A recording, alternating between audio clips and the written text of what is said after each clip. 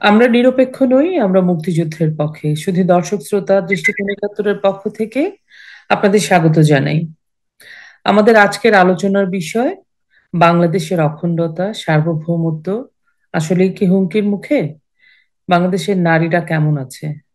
নারী স্বাধীনতা নিয়ে আপনার আমার ভাবনা কি?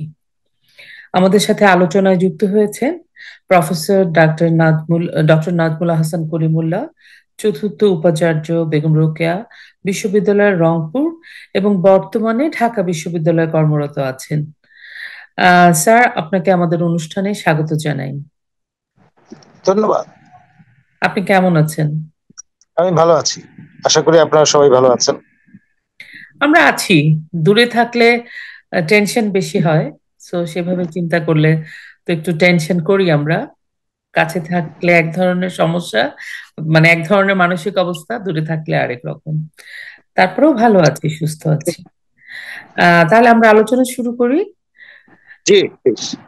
আমি একটা আমি যখন আপনার এখানে আপনার জন্য ওয়েট করছিলাম, তখন আমি ফেসবুক দেখছিলাম আর কি। সোশ্যাল মিডিয়া তো বাক স্বাধীনতা তো এত নাই।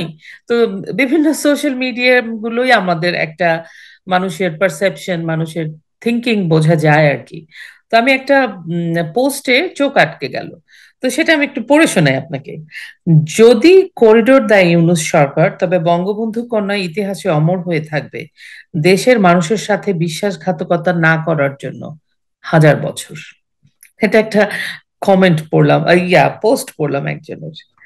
আমরা এখন করিডোর নিয়ে একটু আপনার কাছ থেকে জানবো, কারণ আপনি কিন্তু এই বিষয়টা নিয়ে আজকে না, বা সমসাময়িক না, আগের থেকে কথা বলে আসছেন। আপনার পুরনো অনেক ভিডিও আমরা দেখি, তো সেখান থেকে তো সেই রিলেটেড কিছু কোশ্চেন আপনার কাছ থেকে উত্তর জানার চেষ্টা করব। কোশ্চেন তো না, উত্তর জানার চেষ্টা করব।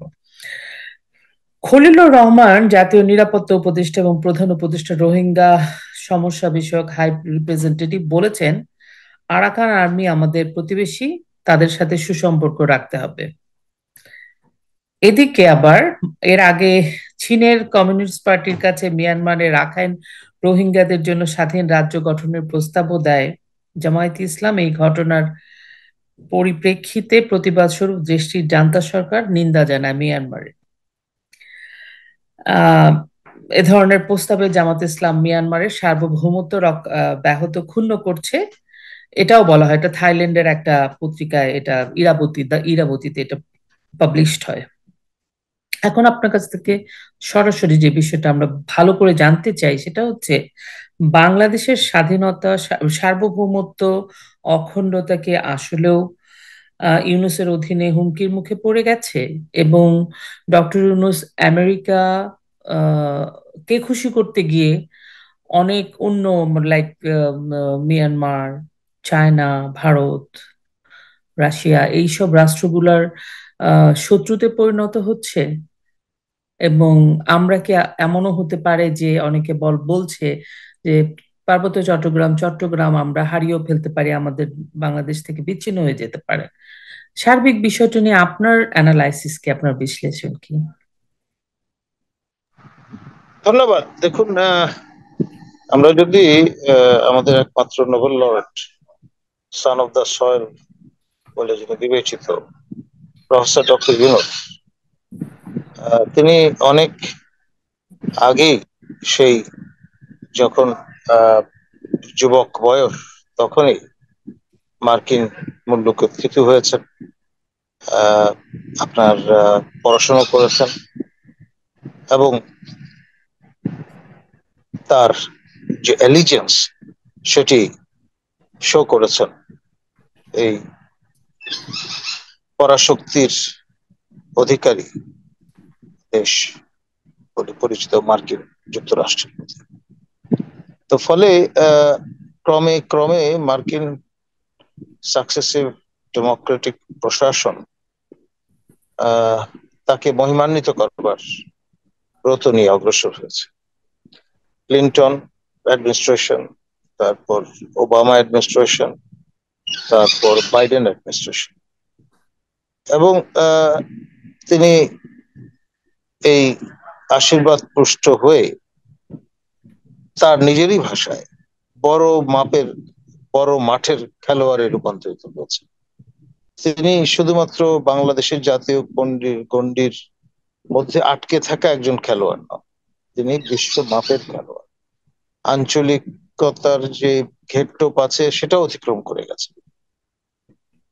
সুতরাং তিনি এখন আর যেহেতু কোনো কিছুকেই ভয় পান না, আর তার হারাবার কিছু নেই, সুতরাং আপনার যেটা কে বলে জাগলিং, তাতে তার কোন রকমের ঝুঁকি নেই। কোনো সমস্যা দেখা দিলে তার প্যারিসে ঠিকানা আছে, যেখান থেকে তিনি এসছেন সেখানে ফিরে যাবেন। আর যদি মনে হয় যে শেষ বয়সে তার সেই যৌবনের দিনগুলোর সুখস্মৃতি রোমন্থন করার জন্য ফিরে যাবেন মার্কিন মুলুকে, তাতেও আমার ধারণা কোনো সমস্যা হবে না। তো সমস্যা তো বাংলাদেশের অধিবাসী যারা স্থায়ীভাবে এখানে বসবাস করে তাদের। এখন প্রথম বিশ্বযুদ্ধের পর আমরা দেখেছি আপনার তার প্রিয় দেশ ফ্রান্সের যে রাজধানী প্যারিসের উপকণ্ঠে ভার্সাইয়ের একটা ট্রেনের কামরায় বসে যে ভার্সাই চুক্তি হয়েছিল তার উপর ভিত্তি করে সে যুদ্ধের অবসান ঘটে। এরপর আমরা দেখলাম বিশ্ব মানচিত্র পাল্টে গেল। এরপর আবার যখন দ্বিতীয় বিশ্বযুদ্ধের অবসান ঘটলো, আপনার ইয়াল্টা কনফারেন্সের মধ্য দিয়ে পৃথিবীটা এক ধরনের ভাগযোগের মধ্যে পড়ে গেল, বাইপোলার হয়ে গেল। পৃথিবীটা অনেকগুলো দেশের জন্ম হলো যারা আগে কলোনি ছিল, এবং বিশ্ব মানচিত্র আবারও পরিবর্তিত হলো। 1990-র গ্লোরিয়াস রেভলিউশন এর মধ্য দিয়ে বার্লিন ওয়ালের পতন ঘটলো, পূর্ব ইউরোপের পতন ঘটলো, ইউনিয়ন অফ সোভিয়েত রিপাবলিকের পতন ঘটলো, এবং 15টা নতুন দেশ বিশ্ব মানচিত্রে স্থান করে নিল, বিশ্ব মানচিত্রে পরিবর্তন আসলো। আরেকটি টার্নিং পয়েন্ট হচ্ছে এই 2025-26 সময় বিশ্ব মানচিত্র আবারও পরিবর্তিত হবে।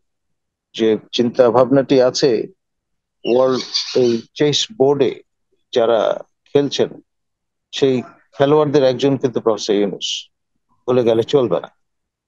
তো এখানে ইসরায়েল, যেটি একমাত্র দেশ যারা যথার্থ অর্থে মার্কিন যুক্তরাষ্ট্র এবং তার প্রশাসন প্রভাবিত করার সক্ষমতা রাখে, তারা 2016-তে একটি প্রস্তাব মাথায় নিয়ে ইউরোপীয়দের সঙ্গে যোগাযোগ ভাবনা শুরু করে যে গাজা তারা খালি করে ফেলতে চায়।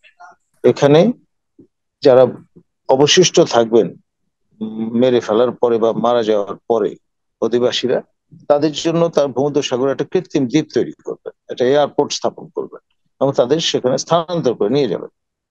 তো এটার ব্যাপারে ইউরোপীয়দের খুব একটা সাড়া না পেয়ে তারা নিজেরাই অনুঘটকের ভূমিকা পালন করলেন, এবং এ ব্যাপারে নৈতিক সমর্থন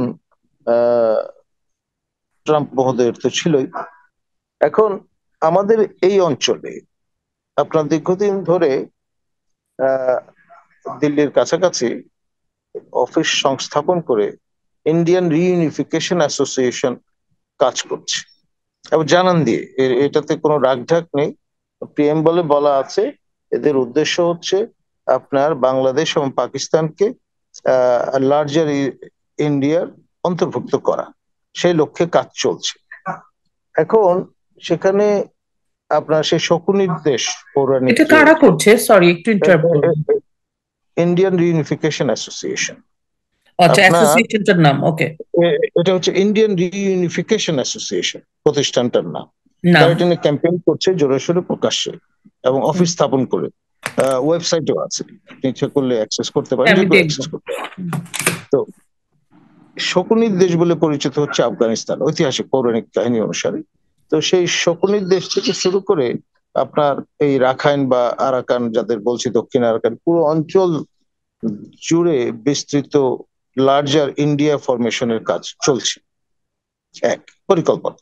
তো মাঝখানে বাফার জোন হিসেবে থাকবে ইরান, ওই পাশে ইসরায়েল, এই পাশে ইন্ডিয়া, এবং এখানে নতুন যে আপনার অ্যালাইনমেন্ট আমরা দেখছি, Israel closest ally of America, আবার ইসরায়েলের সঙ্গে স্ট্র্যাটেজিক রিলেশন গড়ে উঠেছে ভারতের সঙ্গে। ভারতের সাথে, হ্যাঁ।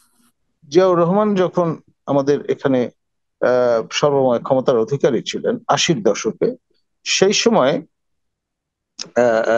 প্রথম দিকে মানে 70-এর দশকের শেষ দিকে এখানে আইজল, যেটা মিজোরামের হেডকোয়ার্টার, সেখান থেকে ম্যানলি নামে একজন প্রফেট বলতে পারেন, ধর্মপ্রবর্তক, তিনি আমাদের বান্দরবান জেলায় এসে উপনীত হন। এবং এখানে সেকেন্ড লার্জেস্ট যে এথনিক গ্রুপ আছে, এটার নাম হচ্ছে, বাংলায় আমরা মুরং বলি, তারা নিজেদেরকে ম্রো বলে দাবি করে। এই ম্রো এবং তাদের ক্লোজেস্ট গোত্র হচ্ছে আপনার খুমি। এই দুই এথনিক পিপলদের মাঝে তিনি একটি নতুন ধর্ম প্রচার করেন, প্রবর্তন করেন মেনলি। এটির নাম হচ্ছে ক্রামা ধর্ম। এটা হচ্ছে combination of Judaism, Christianity and Buddhism, মানে ইহুদি ধর্ম, খ্রিস্ট ধর্ম এবং ইহুদি ধর্মের সমন্বয়। এবং এই সোসাইটি দুটো ছিল নন লিটারেট, আমাদের অ্যানথ্রোপোলজির ভাষায় ওদের কোনো অক্ষর ছিল না। তিনি অক্ষর প্রদান করলেন, অর্থাৎ অ্যালফাবেট প্রদান করলেন, করে তাদের যে ধর্মগ্রন্থ সেটি লিখবার ব্যবস্থা করলেন। এবং ব্যাপকভাবে ধর্মান্তরিতকরণের কাজটি করে একটা পর্যায়ে তিনি গায়েব হয়ে গেলেন, অদৃশ্য হয়ে গেলেন। যাওয়ার আগে বললেন যে আমি আবার ফিরে আসবো, তোমরা ঐক্যবদ্ধ থেকো। এর ফলে একটা গ্রাউন্ডটা কিন্তু প্রিপেয়ার্ড হয়ে থাকলো আমাদের এই এলাকায়। আমরা বিচ্ছিন্নভাবে বিষয়গুলো দেখবার চেষ্টা করি, মেলানোর চেষ্টা করি না বলে ওই পুরো পিকচারটা আপনার একটা কোলাজ হিসেবে যদি দেখি, সেটা দেখবার সুযোগ পাই না। এখন আপনার মারমারা হচ্ছে বান্দরবানের আপনার সবচেয়ে বড় গোত্র বা এথনিক গোষ্ঠী। সেকেন্ড লার্জেস্ট হচ্ছে ম্রো বা মুরং, মুরংরা। এবং আমাদের যে ন্যাশনাল সেন্সাস, সেখানে এদের কম দেখানো আছে। আসলে যে পরিমাণে সংখ্যা দেখানো, তার চেয়ে অনেক বেশি পরিমাণে তাদের জনগোষ্ঠী এখানে বসবাস করে। এবং ম্রো বা মৌরংরা বরাবরই ছিল অ্যান্টাই পজিশন নেয়া পার্বত্য চট্টগ্রাম জনসংহতি সমিতির বিরুদ্ধাচরণ তারা করেছে। তো ফলে আপনার এতদিন ধরে যে আপনার পার্বত্য এলাকা অশান্ত ছিল, সেখানে রিলেটিভলি খাগড়াছড়ি এবং রাঙামাটির তুলনায় আপনার বান্দরবান শান্তিপূর্ণ ছিল। পার্বত্য এলাকার আবার একটা বৈশিষ্ট্য হলো, 71-এর মুক্তিযুদ্ধের সময় একটি অংশ মুক্তিযুদ্ধের পক্ষে অবস্থান নিয়েছে, আর একটি অংশ বিরোধিতা করেছে। এখন তখন চাকমা সার্কেলের যিনি রাজা, আপনার বর্তমান রাজার দেবাশিস রায়ের পিতা ত্রিদীপ রায়, তিনি কিন্তু পাকিস্তানের পক্ষ অবলম্বন করেছিলেন এবং বাংলাদেশ স্বাধীন হয়ে যাওয়ার সময় তিনি চলে গিয়েছিলেন পাকিস্তানে। তো এই যে বিষয়গুলো, সেগুলো একটা পার্সপেক্টিভে যদি না ফেলে আমরা বিশ্লেষণে যাই, তাহলে বোকামি হবে, একেবারে চলমান। এবং এখানে আমাদের পার্বত্য এই মণিপুর যে রাজ্যটি আছে ভারতে, উত্তর পূর্ব ভারতে, যেখানে বনি মানাসা ইহুদিদের বসবাস আছে, সেখানে দুটি বড় সম্প্রদায় আছে, একটি মেইতি আর একটি কুকি। মেইতিরা 55% জনগোষ্ঠীর অংশ, মেইতিদের বিপরীতে কুকিরা ধরুন 45%। তো এইখানে এই দুই গোত্রের মধ্যে সংঘর্ষ চলছে। সেইখানে আবার আপনার নতুন উপকরণ যুক্ত হয়েছে, ইলন মাস্কের স্টারলিং ডিভাইস সেখানে ধরা পড়েছে। তো ভারত খুব সস্নিগ্ধ অবস্থায় আছে বিষয়টা নিয়ে। প্রফেসর ইউনূসের রেজিম ক্ষমতায় এসে তিনি যখন দেখলেন যে আপনার ইলন মাস্ক হচ্ছে সবচেয়ে trusted lieutenant of Donald Trump, তিনি তখন তার সঙ্গে আপনার সংযুক্ত হওয়ার একটা প্রক্রিয়া শুরু করলেন। এখন এখানে একটা হলো ব্যবসা, আর আরেকটা বিষয় হচ্ছে স্ট্র্যাটেজিক উপাদান। তো আপনার এই আরাকান আর্মি যদি সেন্ট্রাল গভর্নমেন্ট অফ মিয়ানমারের সঙ্গে যুদ্ধে আপনার এজ অর্জন করতে চায়, তাহলে তাদের কমিউনিকেশনটা হতে হবে সুপার এবং কোন রকমের বাগিং চলবে না প্রচলিত কায়দায়, সেটা ইনশিওর করতে হবে। তো সেই জন্য ইলন মাস্কের এই আপনার স্টারলিংক তাদের দরকার, ডিভাইস গুলো দরকার। তো সেই বিষয়টা মাথায় রেখে আপনার দ্রুততম সময়ের মধ্যে পাইলটিং এর ব্যবস্থা করা হলো, চুক্তি করে ফেলা হলো, লাইসেন্স দিয়ে দেওয়া হলো বাংলাদেশেই, এবং পাইলটিংটা শুরু হলো কক্সবাজারে, যেটি আপনার এই রাখাইন আর্মি নিয়ন্ত্রিত আপনার যে আরাকান বা দক্ষিণ আরাকান, কিংবা যেটাকে আমরা রাখাইন বলি এখন, এই রাখাইন প্রভিন্স সংলগ্ন mister Guterres, secretary general of UN, তিনি রোজার সময় এসে হাজির হলেন এখানে, এবং প্রফেসর ইউনূস সহ প্রায় 1 লক্ষ আপনার রোহিঙ্গা মুসলিমদের সঙ্গে ইফতার পর্ব সারলেন পাঞ্জাবি পরে, রীতিমতো মানে সলিডারিটিটা শো করবার অংশ হিসেবে। এবং এই সবকিছুর আয়োজন করে দিল আমাদের যে 10ম ডিভিশন বলে নতুন যে ডিভিশনটি রেইজ করা হয়েছে আপনার এই রামু কেন্দ্রিক, তারা এর আয়োজনটি করে দিয়েছে। আর আর্মি চাইলে পারে না এমন কোনো কাজ নেই, মানে যে প্রচলিত ভাষায় যেটি বলা হয়, নাই পয়দা করো, বানিয়ে দাও, এরকম স্টাইলে তারা চলে। তো সেটা সুচারুভাবে সম্পন্ন হয়েছে, এবং তখন তিনি দুটো বিষয় বার্তা আমরা পেলাম। একটা হলো গুতারেস মহোদয় অনুরোধ করলেন যাতে হিউম্যান করিডোর তৈরি করা যায় বা হয়, আর প্রফেসর ইউনূস এরাদা ব্যক্ত করলেন যে সামনের রোজার সময় এরা যাতে মিয়ানমারে গিয়ে আপনার ইফতার করতে পারে, এখানে আর প্রয়োজন হবে না। এবং সেই লক্ষ্যে তার আরেকটা ইন্টেন্ট তিনি ইতিমধ্যে জানান দিয়েছেন যে উইদিন আপনার এই আরাকান আর্মি নিয়ন্ত্রিত যে অঞ্চল রাখাইনে আপনার একটা সেফ জোন করতে চান আপনার এই রোহিঙ্গাদের জন্য, রোহিঙ্গা মুসলিমদের জন্য। রোহিঙ্গাদের মধ্যে অল্প বিস্তর হিন্দুরাও আছে, কিন্তু এটা অনেকে জানে না, সংখ্যায় খুব কম, বাট একেবারে নেগলিজেবল না। এখন এখানে কতগুলো আবার নতুন মাত্রা যুক্ত হলো। প্রফেসর ইউনূস চট্টগ্রামের ভাষায় বক্তৃতা করলেন এদের উদ্দেশ্যে, এবং মজার ব্যাপার হচ্ছে ওরা শুনলো, বুঝলো। এখন এর মধ্য দিয়ে যে ব্লান্ডারটা হলো, মিয়ানমারের কেন্দ্রীয় সরকার বরাবর বলে আসছে এরা কিন্তু চট্টগ্রাম থেকে যাওয়া বাঙালি। এখন যদি তাদের ওই ক্লেইমটা কিন্তু স্টাবলিশড হলো প্রফেসর ইউনূসের এই বক্তৃতা করা এবং সেই বক্তৃতা অনুধাবন করার যে কাণ্ডটি ঘটলো তার মধ্য দিয়ে। আর আরেকটি বিষয় সেটি হচ্ছে এখানে আপনার প্রায় 90% এলাকা রাখাইন প্রভিন্সের তা আরাকান আর্মির নিয়ন্ত্রণে চলে গেছে। বড় 3টি শহর এখনো কেন্দ্রীয় সরকারের নিয়ন্ত্রণে আছে। একটা ফাইনাল অফেন্সিভ যদি আরাকান আর্মি করে, সেই জন্য কমিউনিকেশন ডিভাইস, লজিস্টিক, বিভিন্ন রকমের প্রভিশন, খাবার থেকে শুরু করে গোলা বারুদ থেকে শুরু করে আর্মস থেকে সেগুলো লাগবে।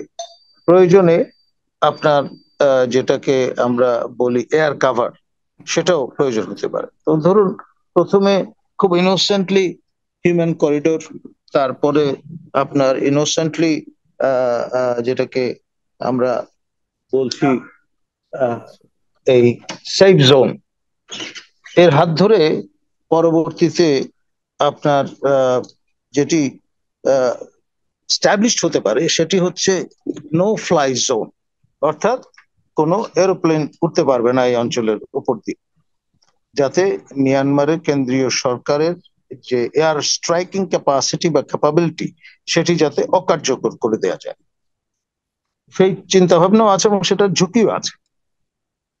সুখই, তারপরে মিগ আপনার 29-এর মতো অত্যাধুনিক রাশিয়ান যুদ্ধ বিমান তাদের আর্সেনালে আছে, এবং সেগুলো ব্যবহার করে তারা কিন্তু ঢাকায় পর্যন্ত হামলা করে বসতে পারে। আমাদের মিয়ানমারের কেন্দ্রীয় সরকারের বাহিনীর সঙ্গে স্থল যুদ্ধ হওয়ার কোনো সুযোগ নেই, কারণ মাঝখানে আরাকান আর্মি বসে আছে। ওই যে সীমান্ত সংলগ্ন এলাকাগুলো আছে আমাদের আপনার সেই অঞ্চলের তাদের নিয়ন্ত্রণ থাকবার কারণে। তো ফলে বিমান যুদ্ধ এবং নৌযুদ্ধ সম্ভাবনাটা উড়িয়ে দেওয়া যায় না। কারণ মিয়ানমারের নেভাল ফোর্সও যথেষ্ট শক্তিশালী। আর এখানে আপনার যেহেতু ইসরায়েলের একটা ইনভলভমেন্ট এখানে আছে, মিয়ানমারের কেন্দ্রীয় সরকার নিয়ন্ত্রিত ক্ল্যান্ডেনস্টাইন নিউক্লিয়ার প্রোগ্রাম আছে, আণবিক বোমা তৈরির একটা প্রকল্প আছে, এবং সেই ব্যাপারে অ্যাক্টিভলি কোলাবোরেট করে নর্থ কোরিয়া এবং ইসরায়েল। আর ইসরায়েলের এই কিছুদিন আগেও রাষ্ট্রদূত ছিলেন, তিনি আবার for for the sake of convenience Naga নারীকে বিয়ে করেছেন। মানে খেয়াল করেন, মানে ওই এই অঞ্চলে যে এথনিক কম্পোজিশন আছে সেখানে আপনার দাঁত বসানো অংশ এটি।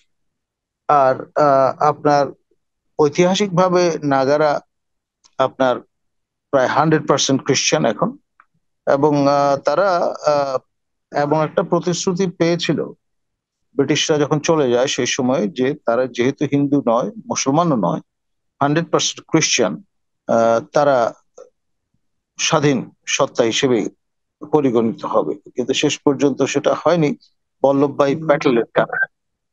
তিনি ভারতের যে বর্তমান অবয়ব সেটি নিশ্চিত করবার ক্ষেত্রে আহ, গুরুত্বপূর্ণ ভূমিকা পালন করেছেন। এখন আপনার এই নাগাদের যিনি বিদ্রোহী নেতা ফিজো, এবং মিজোদের বিদ্রোহী নেতা লালডেঙ্গা, এরা সবাই কিন্তু দিদেন মাশরেকে পাকিস্তান, যেটা পূর্ব পাকিস্তানের রাজধানী ঢাকায় অবস্থান করতেন, গুলশানে, আপনার ওই পাকিস্তান আর্মি মিলিটারি ইন্টেলিজেন্সের অভিভাবক। এখন যখন ইস্ট পাকিস্তানের পতন ঘটলো, স্বাধীন সার্বভৌম দেশ হিসেবে বাংলাদেশ অভ্যুদয় ঘটলো, এদের স্যাংচুয়ারিটা হারিয়ে গেল। এবং 71-এ মুক্তিযুদ্ধের সময় নাগা, বৈরী নাগা এবং মিজোরা, তারা কিন্তু বিরুদ্ধে এবং মিত্র বাহিনীর বিরুদ্ধে কাঁধে কাঁধ মিলিয়ে পাকিস্তান আর্মির হয়ে যুদ্ধ করেছে। এবং এইসব কারণে বঙ্গবন্ধুর আমলে 74 সনে কিন্তু কম্বিং অপারেশন করতে হয়েছিল পার্বত্য এলাকায়। পরে বৈরী নাগা মিজো এরা এদেরকে বিতরণ করা হয়। এখন একটা পর্যায়ে গত্যন্তর না পেয়ে আপনার ফিজো এবং লালডেঙ্গার বাহিনী, তারা কিন্তু ভারতের কেন্দ্রীয় সরকারের সঙ্গে শান্তি চুক্তিতে আবদ্ধ হয়। সেখানে আবার কতগুলো ক্লজ রেখে দেয় মিজোরা, যে ভবিষ্যতে যেহেতু কেন্দ্রীয় সরকারের অবস্থান অনেক দূরে, দিল্লি দূরস্থ, সেই জন্য তাদের নিকটতম প্রতিবেশী দুই রাষ্ট্র বাংলাদেশ এবং মিয়ানমারের সঙ্গে দুই দিকে সীমান্ত, ল্যান্ড লক তারা, সেই জন্য সরাসরি এই দুই রাষ্ট্রের সঙ্গে তারা ব্যবসা বাণিজ্য করতে পারবে। সেই জন্য কেন্দ্রীয় সরকারের সঙ্গে অনুমতি নিতে হবে না। এই ধরনের ক্লজ তারা সেই শান্তি চুক্তিতে রেখে দিয়েছে। তো এই রিয়ালিটি গুলো কিন্তু আছে। আর এখানে যে বিষয়টি এখন আপনার এই বিএসএফ, যেটি ভারতের সীমান্ত রক্ষী বাহিনী, তারা আবার নতুন কমান্ড পোস্ট সংস্থাপন করেছে মিজোরামে এই পরিস্থিতির স্ট্র্যাটেজিক বিবেচনা। এই সব মিলিয়ে পুরো পরিবেশ পরিস্থিতিটা কিন্তু ঘোলাটে, এবং এই ঘোলা পানিতে মাছ শিকার করার জন্য লোকের কিন্তু অভাব নেই। পরাশক্তিগুলো যে যার মতো করে এক্স গ্রাইন্ড করছে। রাশিয়ানরা আছে, আমেরিকানরা আছে, চাইনিজরা আছে, এই যে রিজিওনাল পাওয়ার ইন্ডিয়া আছে, এবং সঙ্গে প্রক্সি ওয়ারের জন্য পাকিস্তানও আছে। তো ফলে কেউ থেমে নেই। সৌদিদের ইনভলভমেন্ট আছে, ইরানিদের ইনভলভমেন্ট আছে, এই যে রোহিঙ্গা বিভিন্ন স্টুডেন্টের গ্রুপ যেগুলো আছে, তারা স্বাধীনতা চায়। এবং খেয়াল করেন, প্রফেসর ইউনুসের যে চিন্তা সেফ জোন স্টাবলিশ করা উইদিন রাখাইন, তার সঙ্গে মিলে যাচ্ছে আপনার জামাতে ইসলামীর যে পরিকল্পনা, যে একটি স্বাধীন মুসলিম রাজ্য কায়েম করতে হবে রোহিঙ্গাদের জন্য। সেই সেই রকম একটি প্রস্তাব তারা চীনা কমিউনিস্ট পার্টির সঙ্গে বৈঠকে হাজিরও করেছে, যেটা নিয়ে আবার কেন্দ্রীয় সরকার নাকশ মিয়ানমারের, তারা এটা প্রতিবাদও করেছে। এই সব মিলিয়ে মানে হিস্ট্রি ইন দ্য মেকিং। আর আরেকটা বিষয় খেয়াল করেন, ঈদের জামাতে মুসল্লিরা দাবি তুললো যে এই সরকার তারা আরো 5 বছর দেখতে চায়। এরপরে আমাদের প্রফেসর ইউনুস আল জাজিরাকে সাক্ষাৎকার দিয়ে বললেন যে দেশের মানুষ চায় তিনি অনেকদিন অন্তর্বর্তী সরকার অনেকদিন ক্ষমতায় থাকুক। এখন সর্বশেষ ইউরোপীয় ইউনিয়নের যে ডেলিগেশন হেড ইন ঢাকা, নতুন নবনিযুক্ত, তিনি ওকাব, যেটি কূটনৈতিক সম্প্রদায়ের সঙ্গে হবনমিং এর একটা আধার আমাদের জার্নালিস্টদের, সেখানে তিনি প্রেস মিট করে বলেছেন যে ইউরোপিয়ান ইউনিয়ন মনে করে যে দীর্ঘস্থায়ীভাবে সংস্কার কার্যক্রম পরিচালনা করা দরকার বাংলাদেশে। তারা কোনো অবস্থায় দ্রুত নির্বাচনের জন্য তাগাদা প্রদান করবেন না সরকারকে, যতদিন প্রয়োজন তারা থাকবেন ক্ষমতায়, কোনো সমস্যা। মানে ইউরোপীয় ইউনিয়ন মানে অনেকগুলো দেশ, কিন্তু তাদের পক্ষ থেকে এই নডিংটা অলরেডি ইউনিট সরকার পেয়ে গেছে দীর্ঘস্থায়ীভাবে ক্ষমতায় থাকবার জন্য। আবার মার্কিনিরা যেটা করে নর্মালি, ন্যাটো মিত্রদের মাধ্যমে অনেক বার্তা দেয়, নিজেরা সরাসরি হয়তো শেষে বলে কথাটা। অর্থাৎ মার্কিনীদের আশীর্বাদ আছে, ইউরোপীয় ইউনিয়নের আশীর্বাদ ইতিমধ্যে পাওয়া গেছে। আবার আপনার এখানে ইসরায়েলি কনাইভেন্সও আছে। তো সব মিলিয়ে আপনার এখানে যে বিষয়টা, কাঠমান্ডুতে অবস্থানরত ইসরায়েলি রাষ্ট্রদূত ড্যান স্টাব, তিনি একটা অনুঘটকের ভূমিকা পালন করেছিলেন বাংলাদেশে রাজনীতির শেপ দেবার ক্ষেত্রে। আপনার তিনি মরিয়টি, যিনি মার্কিন অ্যাম্বাসাডার ছিলেন কাঠমান্ডুতে, একসঙ্গে দীর্ঘদিন সাহচর্য ছিলেন, তাকে ইমপ্রেস আপন করেছিলেন এবং তাদের চয়েস ছিল মরিয়টি যাতে বাংলাদেশে আসেন দায়িত্ব নিয়ে অ্যাম্বাসাডার হয়ে, এবং তারপরে এই ট্রানজিশনটা ঘটানো যায়। অর্থাৎ 111 সরকার যখন ক্ষমতায়, তখন এই নবম সংসদ নির্বাচন যাতে নিশ্চিত করা যায়, সেক্ষেত্রে মরিয়টি ভূমিকা পালন করেছিলেন। এবং আমি বিষয়টি জানতাম, তার সঙ্গে যখন আমার রিসেপশনে দেখা হয় মার্কিন দূতাবাসে, আমি তাকে বিষয়টি কনফার্ম করেছিলাম এবং তিনি কিন্তু অস্বীকার করেননি, মানে এক ধরনের মৌন সম্মতি এর কথা ব্যক্ত করেছিলেন। তো যাই হোক, ইসরায়েল সবসময় চেয়েছে বাংলাদেশে একটি আপনার সেকুলার গভর্নমেন্ট ক্ষমতায় থাক, এবং সেই ক্ষেত্রে তারা তাদের সমর্থন জুগিয়েছিল। আর 71-এ মুক্তিযুদ্ধ চলাকালীন সময়ে যে প্রবাসী সরকার গঠিত হয়েছিল, তার বিদেশ বা বৈদেশিক দায়িত্বের নিয়োজিত মন্ত্রী ছিলেন খন্দকার মোশতাক আহমদ। তিনি 17ই এপ্রিল 71-এ সরকার গঠিত হওয়ার পর, শপথ গ্রহণ করার পর 28শে এপ্রিল তারিখে একটি পত্র পাঠিয়েছিলেন ইসরায়েলের প্রেসিডেন্ট প্রাইম মিনিস্টারের কাছে নতুন সরকার এবং রাষ্ট্রকে স্বীকৃতি দেওয়ার জন্য। তার উপর ভিত্তি করে আমি নিজে সেই চিঠি দেখেছি, খন্দকার মোশতাক স্বাক্ষরিত, এবং সৈয়দ নজরুল ইসলামের নির্দেশে তিনি চিঠি পাঠাচ্ছেন সেটাও মোশতাক আবার লিখে দিয়েছিলেন চিঠিতে। তো তার উপর ভিত্তি করে 29শে এপ্রিল ইসরায়েল বাংলাদেশকে প্রথম স্বীকৃতি দেয়। এবং in a way Israel is the first country which recognised Bangladesh, neither Bhutan nor India. Bhutan হচ্ছে সেকেন্ড কান্ট্রি, থার্ড কান্ট্রি হচ্ছে ইন্ডিয়া, কিন্তু আমাদের অফিসিয়াল যে ন্যারেটিভ আছে সেখানে ভুটানের কথা বলা আছে 1 নম্বরে, 2 নম্বরে ভারতে। ইসরায়েলের বিষয়টা একদম নিগেট করা আছে বা অস্বীকার করা আছে।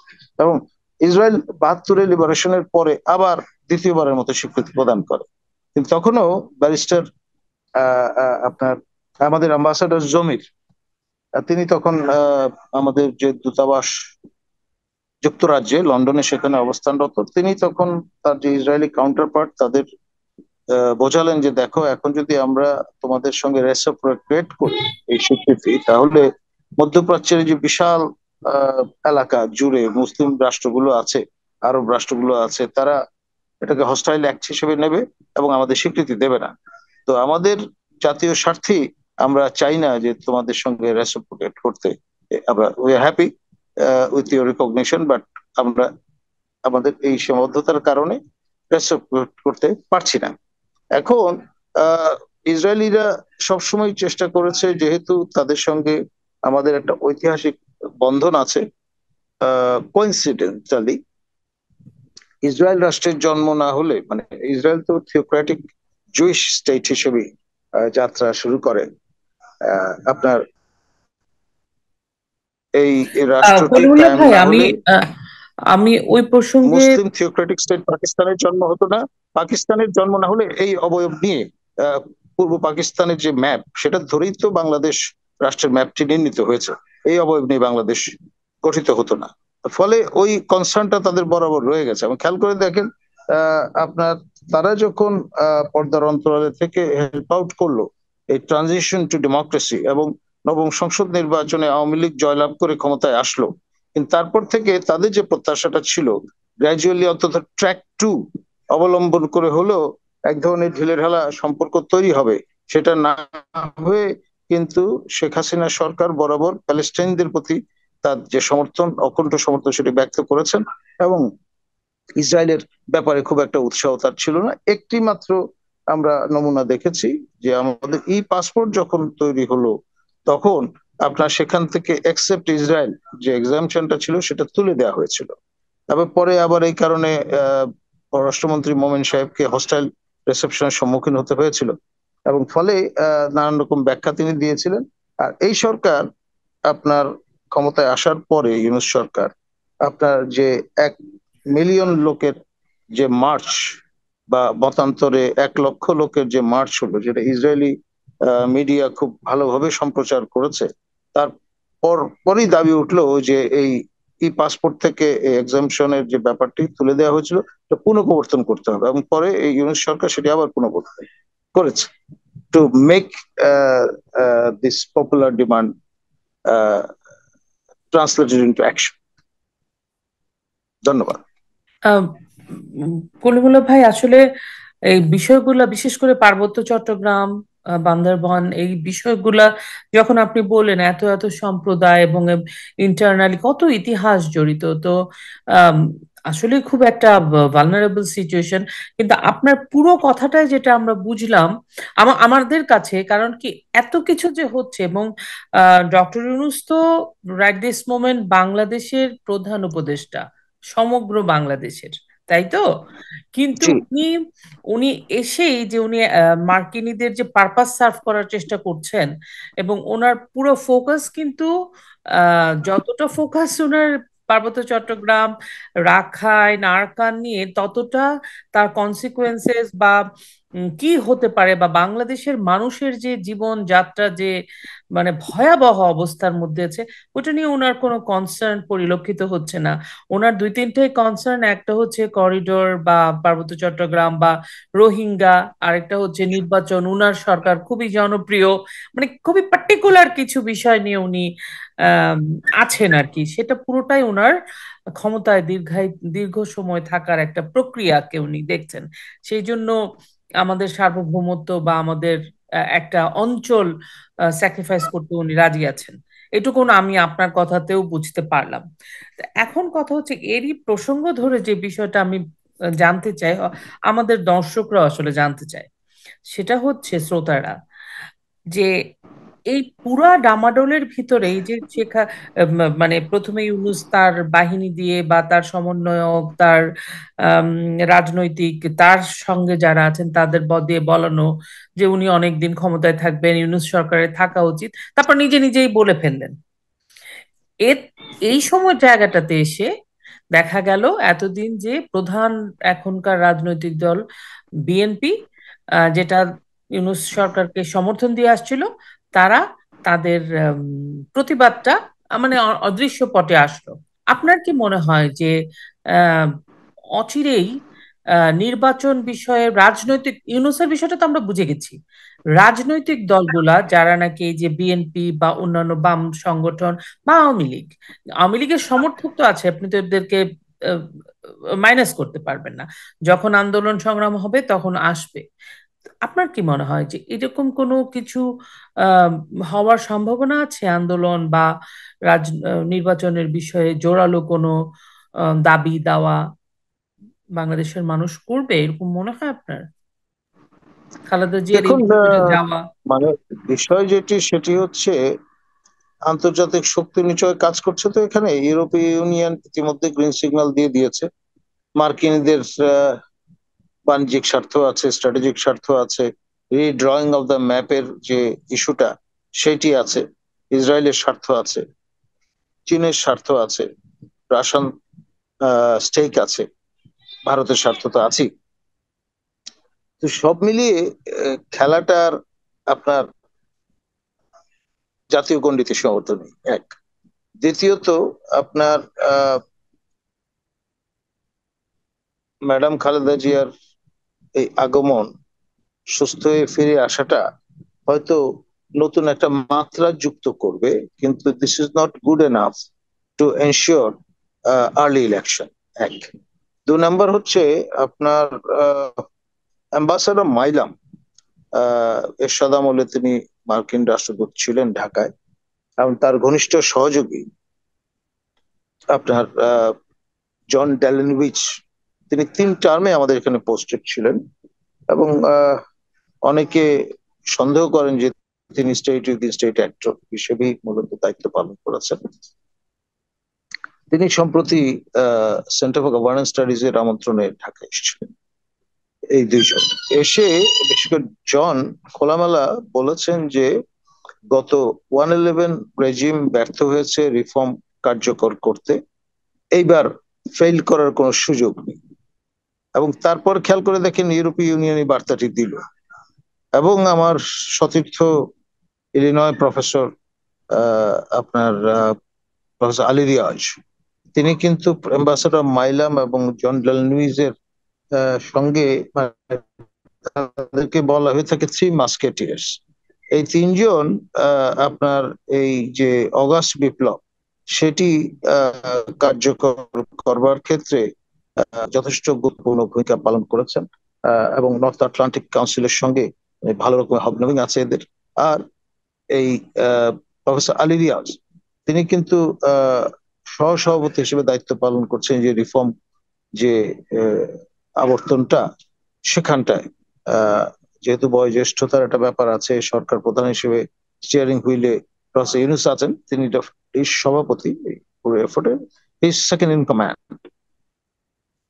এবং এখানে যেটি আলটিমেটলি হবে নির্বাচনের নামে, আমার ধারণা, আমি মনে করি যে যেটাকে আমরা সাধারণ নির্বাচন বলছি, অর্থাৎ সংসদ নির্বাচন, সেটি কিন্তু সুদূর পরাহত একটি বিষয়। It's almost like chasing the chimera, অর্থাৎ মরীচিকার পেছনে ছোটার সামনে, যত কাছে যাবে তত দূরে চলে যাবে। যেটি সংগঠিত হবে নির্বাচনের নামে সেটা হবে গণভোট। এবং গণভোট হওয়ার পরে প্রফেসর আলী রিয়াজ যেই আপনার খসড়া করে দিয়েছেন, তা সেটাকে নমুনা ধরে আপনার এটি গণপরিষদ নির্বাচন হতে পারে, কনস্টিটিউয়েন্ট অ্যাসেম্বলি ইলেকশন। এবং সেটি হয়তো 5 বছর আপনার ধরে কার্যকর থাকবে, একটা খসড়া তৈরি করবে। নেপালের মতো প্রয়োজনে 2 টার্মে, মানে আর 2বার করে গণপরিষদ নির্বাচন করে, ধরেন 10, মানে শেখ হাসিনা 2041 পর্যন্ত সময়ের মধ্যে বাংলাদেশকে উন্নত রাষ্ট্রে রূপান্তরিত করতে চেয়েছিলেন। তো সেই ঘোষণাটা, মানে শেখ হাসিনার আরাধ্য কাজটা প্রফেসর ইউনূস হয়তো করে দেবেন, যদি ততদিন পর্যন্ত তিনি জীবিত থাকেন, নশ্বর এই পৃথিবীতে মোতায়েন থাকেন, বা বাই দ্যাট টাইম যদি সেই ধরনের অলৌকিক ঔষধ আবিষ্কার হয়ে যায় যে মানুষ আর মৃত্যুবরণ করবে না। আর যেহেতু তিনি বড় মাঠের বড় মাপের খেলোয়াড়, তার জীবিত থাকাটা তো জরুরি। তো সেরকম অবস্থা হলে দেখা যাবে যে 2041 পর্যন্ত এই সরকার ক্ষমতায় আছে, তাতে অবাক হওয়ার কিছু থাকবে না। অবাক হওয়ার কিছু নেই, ভালো বলেছেন। তবে একটা বার্তা আমি আপনার থেকে পেলাম, এবং আমরা সেটা মনেও করি। নির্বাচন নিয়ে আমরা কথা বলছি, নির্বাচন হওয়া জরুরি, নির্বাচনের রোডম্যাপ দেওয়া জরুরি, নির্বাচন ডিসেম্বরে হবে না, 2026-এর জুনে হবে। কিন্তু সাথে সাথে এই প্রশ্নটাও কিন্তু শুনতে পাচ্ছি বা আমাদের মনে জাগছে, প্রফেসর ইউনূসের আন্ডারে একটা নির্বাচন কি আদৌ হওয়া উচিত, বা সেটা কি রাজনৈতিক দলগুলো মেনে নিবে, বা সেটা কি আসলে ফ্রি অ্যান্ড ফেয়ার হবে কিনা, যেটা আপনি বললেন যে ওরা নির্বাচনের নির্বাচনের প্যাটার্নটাই বদলে একটা গণপরিষদ, গণভোট এ ধরনের লাইনে চলে যাওয়ার চিন্তা করবে নির্বাচন বলতে আমরা যেটা বুঝি সেটা জি, হবে না বাংলাদেশে। যেটি বাংলাদেশ। হবে সেটি হচ্ছে প্রফেসর ইউনূসের টার্মসে তিনি যে ধরনের নির্বাচন দেখতে চান। নির্বাচন চান তিনি সেটা দেখতে হবে। চান গণভোট, তিনি দেখতে চান আপনার গণপরিষদ নির্বাচন বা কনস্টিটিউয়েন্ট অ্যাসেম্বলি ইলেকশন, সেগুলো হবে, মানে কোনো ওনার সন্দেহ নেই। কনভিনিয়েন্স অনুযায়ী যেটা হবে, যে যেরকম ভাবে মানে উনি ক্ষমতায় থাকতে পারবেন, ওনার মানে কনভিনিয়েন্স, এই ওনার এই এই টার্মস এন্ড রেজিম কন্ডিশন যেটি অনুযায়ী। মনে করছে সেরকম ভাবেই তারা এই রোড ম্যাপটা হাজির করবে। তাদের নিজস্ব দলও তো গঠিত হয়ে গেছে, হুম। আপনার বাংলাদেশ সিটিজেন্স পার্টি। তারা কিন্তু অ্যাসার্ট করছে বিভিন্ন ইস্যু সামনে নিয়ে আসছে, সংগঠিত হবার চেষ্টা করছে, এবং তাদের বলশালী হওয়ার জন্য, পরিপুষ্ট হওয়ার জন্য, সংগঠিত হওয়ার জন্য পর্যাপ্ত সময় দরকার। একেবারেই সদ্য নবজাত শিশুর মতো হাঁটি হাঁটি পাপা অবস্থায় তারা কিন্তু আছে। অনেক ধন্যবাদ ভাই, আপনি আমাদেরকে অনেক সময় দিলেন। আম, আমি শুধু এতটুকুনি বলবো, যেটা আমি আপনার কাছ থেকে বুঝতে পেরেছি যে আম, প্রফেসর ইউনূস আহ, আসলে তার টার্মস এন্ড কন্ডিশনেই নির্বাচন যদিও হয় বা একটা কিছু ব্যবস্থা উনি করবেন, কিন্তু বাংলাদেশের জনগণ, বাংলাদেশের রাজনৈতিক দলগুলো সেগুলো মেনে নিবে কিনা বা কিভাবে তারা এটাকে প্রতিহত করে জনগণের ভোটাধিকার নিশ্চিত করার জন্যই তো এত কিছু, সেটা কিভাবে করবে সেটা নিশ্চয়ই রাজনৈতিক দলগুলো বুঝতে পারছে বা করবে, এবং বাংলাদেশের জনগণ তো আছেই। আশা করি আপনার সাথে আবারও আমাদের কথা হবে। আপনি ভালো থাকবেন, সুস্থ থাকবেন। আহ ধন্যবাদ। ধন্যবাদ আপনাকে। শুধু দর্শক শ্রোতা, আশা করি আমাদের আজকের কথা আপনাদের ভালো লেগেছে। আপনাদের সাথে আবারও কথা হবে। জয় বাংলা, জয় বঙ্গবন্ধু।